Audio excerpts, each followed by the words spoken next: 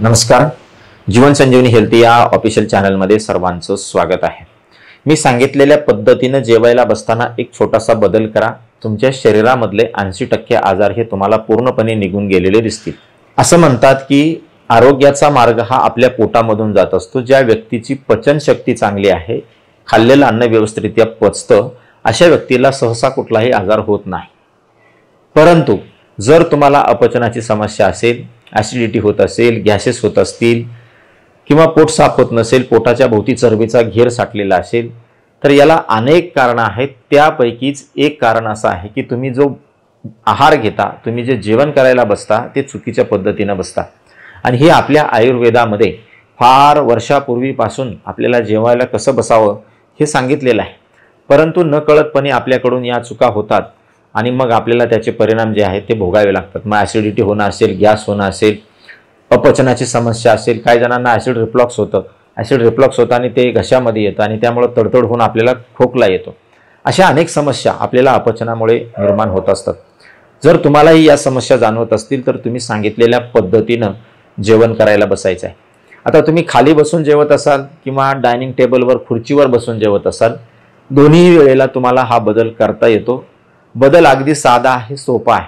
जास्त वेळ न घेता मी तुम्हाला सांगतो की जेवायला बसताना आपल्या पाठीचा जे मणका आहे, विशेषतः कमरेच्या म्हणजे पोटाच्या पाठीमागच्या बाजूला जे मणके आहेत, छातीपासून खालचे जे मणके आहेत, विशेषतः कमरेमधले जे मणके आहेत ते आपले ताठ ठेवायचे आहे. तुम्ही जर असं पाठीचे मणके ताठ ठेवून जर तुम्ही बसून जेवण केलं तर तुम्हाला ते खाल्लेलं अन्न जे आहे ते व्यवस्थितरित्या पचायला लागतं. त्याचबरोबर गॅसेस, ॲसिडिटी या समस्या पूर्णपणे निघून जातात. म्हणून पूर्वीच्या काळामध्ये तुम्ही पाहिलं असेल, आपल्या पाठीचे मणके व्यवस्थितरित्या ताठ राहावेत जेवताना म्हणून चौरंगावर जे आहे ते ताठ ठेवून मग जेवण्याची पद्धत होती. कालांतराने ते लुप्त झाले. आता आपण खाली बसून किंवा डायनिंग टेबलचा वापर करतो. तुम्ही डायनिंग टेबलचा जरी वापर करत असले तरी खुर्चीला आपल्या बॅकचा सपोर्ट देऊ नका. तर पाठीचे जे मणके आहेत ते आपल्याला ताठच ठेवायचे आहे. याच्यामुळे तुम्ही गरजेपेक्षा जास्त खाणार देखील नाही. तुम्हाला जेवढी भूक आहे तेवढंच तुम्हाला तुमच्याकडून खाल्लं जाईल जर तुम्ही पाठीला सपोर्ट न देता खाल्लं तर. बऱ्याच वेळेला आपण डायनिंग टेबलवर बसतो आणि पाठीला असं रिलॅक्समध्ये सपोर्ट देऊन बसतो.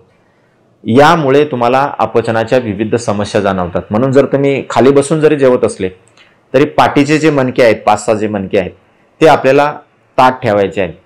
ते ताठच ठेवून आपल्याला जेवायचं आहे.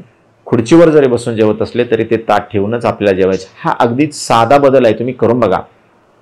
ॲसिडिटी, अपचन, गॅसेस या सर्व समस्या तुमच्या मुळापासून तुम्हाला निघून गेलेल्या दिसतील.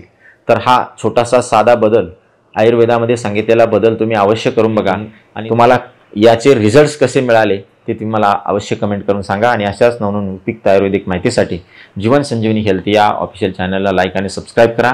नोटिफिकेशनसाठी बेल आयकॉनवर क्लिक करा. धन्यवाद.